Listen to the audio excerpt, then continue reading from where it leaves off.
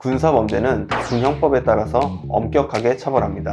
일반적인 형사 판결과 동일하게 전과 기록으로도 남게 됩니다. 군사재판이나 군 징계 절차는 단순히 처벌뿐만이 아니라 안정적인 군인이라는 직장, 연금까지도 모두 문제가 될 수 있기 때문에 관련 절차에 경험이 있는 변호사의 조력을 받는 것이 매우 중요합니다. 과거에 영창이라고 불리던 징계는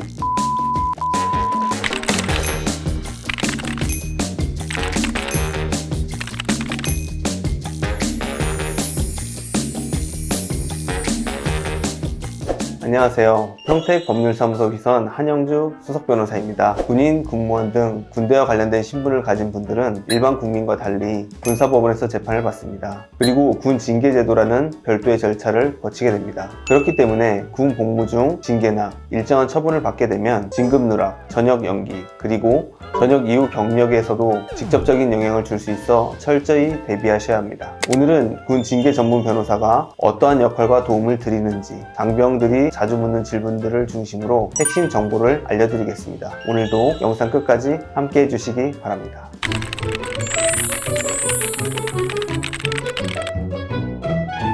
변호사님, 군사법원과 민간법원은 어떻게 다른가요? 네, 일반적으로 군인이 아닌 민간인은 민간법원에서 재판을 받게 되는데요. 피해자가 군인, 군무원 등 군대 관련 신분을 가진 경우, 상관모욕, 군무이탈 등의 군형법상 군특수범죄이거나 군기강, 명령복종, 군사작전과 연관된 사건인 경우에는 군사법원에서 재판을 받게 되고 그 판결이 확정되면 일반적인 형사 판결과 동일하게 전과 기록으로도 남게 됩니다. 하지만 군인, 군무원이라고 해서 무조건 군사법원에서 재판이 진행되는 것은 아닙니다. 성범죄, 사망사건 등 중대범죄 사건인 경우에는 군대 관련 신분을 가졌다 하더라도 군사법원이 아닌 민간법원 형사재판에서 진행되게 됩니다. 최근 내연관계에 있던 군무원을 살해하고 시신을 유기한 현역 육군장교 관련 재판이 민간법원인 춘천지방법원 형사부에서 진행된 사례가 있습니다. 군사재판은 초기에 빠르게 대응하는 것이 곧 전략이 되는데요. 특히 군사 관련 범죄는 수사기관, 군사재판 진행 방식 등이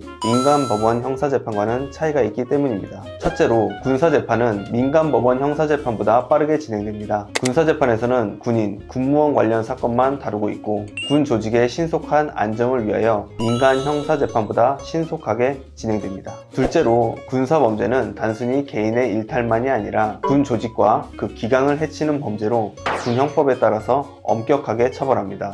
동일한 범죄라 하더라도 군사재판에서는 처벌 수위가 더 높아질 수 있습니다. 따라서 군인, 군무원의 신분으로 형사사건에 연루가 되셨다면 군법무관, 군검사로 근무한 저와 함께 사건 발생 초기부터 체계적으로 대응해 나가시는 것을 권장드립니다.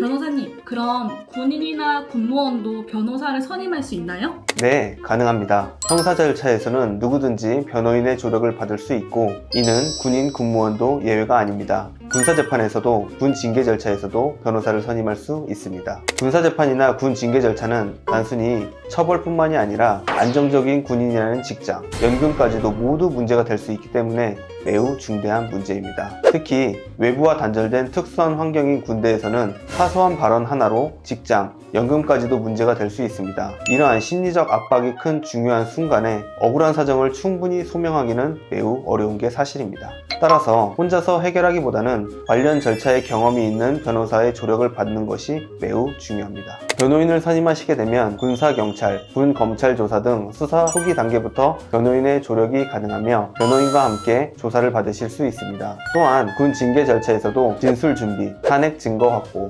반박서면 제출 등 변호인과 함께 대응이 가능합니다. 저는 군 법무관, 군 검사로 근무한 경험을 바탕으로 군 형사 절차, 군 징계 절차에서 여러분들이 처한 상황에 맞춰 최선의 결과가 나오도록 맞춤 조력을 드리고 있습니다. 특히나 군사재판은 단지 형사처벌로 끝나지 않고 파면, 해임, 강등, 정직, 감봉, 근신, 견책 등 징계 처분이 뒤따르게 되는 만큼 사건 발생 초기부터 군사재판, 군 징계 절차의 경험을 보유한 저와 함께 강력하게 사건을 대응해 나가시기 바랍니다.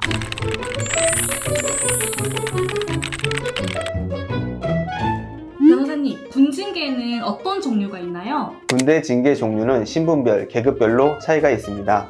군 징계는 군인인지 군무원인지, 군인의 경우에는 장교, 준사관, 부사관 등 간부인지 병사인지에 따라 나누어 볼 수 있습니다. 첫째로 간부로 불리는 장교, 준사관, 부사관의 징계는 중징계인 파면, 해임, 강등, 경직이 있고 병징계인 감봉, 근신, 견책이 있습니다. 중징계인 파면, 해임의 경우는 신분 상실과 함께 퇴직금, 군인연금에 영향을 미치게 되고 강등과 정직의 경우에도 장래의 진급이나 호봉 산정에 큰 불이익을 입게 됩니다. 경징계인 감봉은 말 그대로 봉급을 일정 기간 삭감하는 것이고 견책은 가장 낮은 수위의 징계 처분이지만 징계 이력이 남아 불리하게 작용하므로 신중한 대응이 필요합니다. 다음으로 병사에게 적용되는 징계는 강등, 군기교육, 감봉, 휴가단축, 근신, 견책이 있습니다. 과거에 영창이라고 불리던 징계는 헌법재판소의 위헌 결정으로 사라졌고 그 대신 15일 이내의 기간으로 군기교육을 받되 그 기간은 의무복무기간에서 산입되지 않는 군기교육이 시행되고 있습니다. 마지막으로 군무원의 경우 앞서 말씀드린 군인과 달리 군무원 인사법이 적용되게 됩니다. 군무원의 징계는 파면, 해임, 강등, 정직, 감봉, 견책으로 구분이 되는데요. 군인과 달리 근신이 없다는 차이점이 있습니다. 따라서 군 징계 처분을 앞두고 계신 경우라면 혼자 고민하지 마시고 관련 경험이 풍부한 군 법무관 출신 변호사와 함께 강력하게 사건을 대응해 나가시길 추천드립니다.